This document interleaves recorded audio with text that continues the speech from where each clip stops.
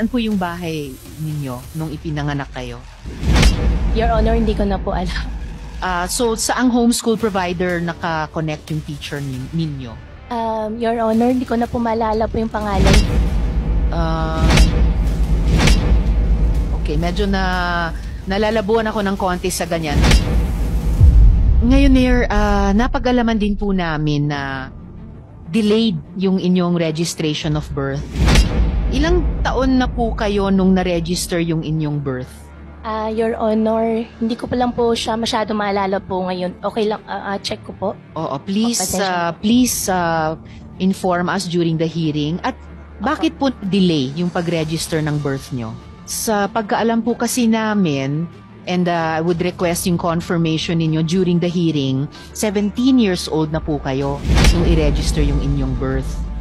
So if you can confirm that during the hearing, tingin ko may halaga malaman bakit.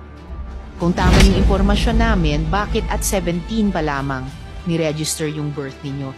At saan pala po kayo ipinanganak? Sa ospital ba? Sa bahay ba? Sa lying-in clinic ba? Your Honor, ang sinabi po sa akin sa bahay po. Sa bahay. Saan po yung bahay ninyo nung ipinanganak kayo? Hindi ko na po, Your Honor, hindi ko na po alam. Opo. Still, out of more than curiosity, saan po kayo nagtapos ng elementary? Homeschool po ako, Your Honor. Kasi salo po kami ng farm. Anong taon po kayo nagtapos sa homeschooling sa elementary? Your Honor, dire-diretso po. Bandang anong taon natapos po yung grade 7 sa homeschooling? Your Honor, tutorial po kasing ginawa po sa akin. Salo po kasi kami ng farm nakatira po. Actually, Mayor, familiar po ako sa homeschooling dahil yung isang anak ko rin, yung huling 2 taon niya sa high school, for health reasons, sinomeschool ko po siya. And meron po kaming homeschool provider noon. Sino po yung naging homeschool provider ninyo? Your Honor, yung nag-homeschool po sa akin, teacher lang po. Pati po yung mga homeschool teachers, kailangan license sila or meron pa rin silang homeschool provider. And in fact, by the definition of homeschooling, ang magulang ang nag-homeschool.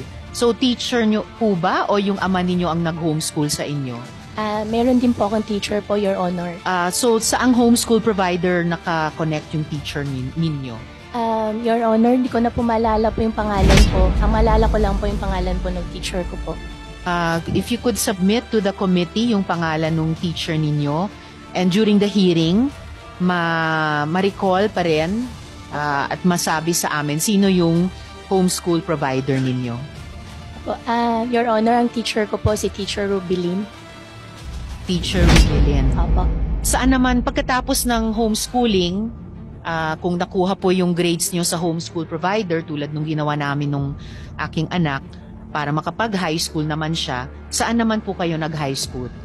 Your Honor, dire-diretso po, tuloy-tuloy hindi na po ako nakapag-high school at college po. Dire-diretso saan po, Mayor? Tutorial po yung ginawa po sa amin kasi nasa loob po kami ng farm.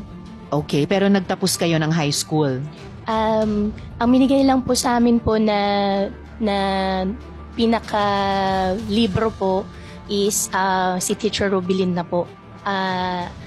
Kung maalala ko po, wala rin po kasi siyang grades.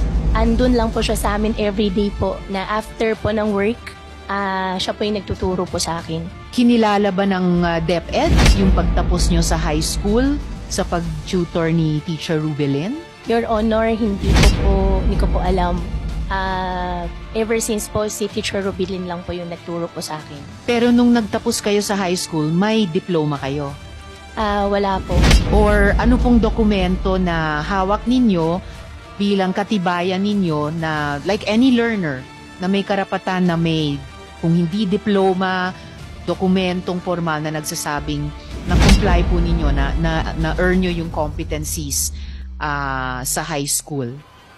Your Honor, wala po ako malala po na mayroon pong any records po. Okay, medyo nalalabuan ako ng konti sa ganyan dahil kahit bilang young person noon, no, may karapatan kayo sa edukasyon, hindi lang sa edukasyon, pati yung katibayan ng nakamit ninyong edukasyon?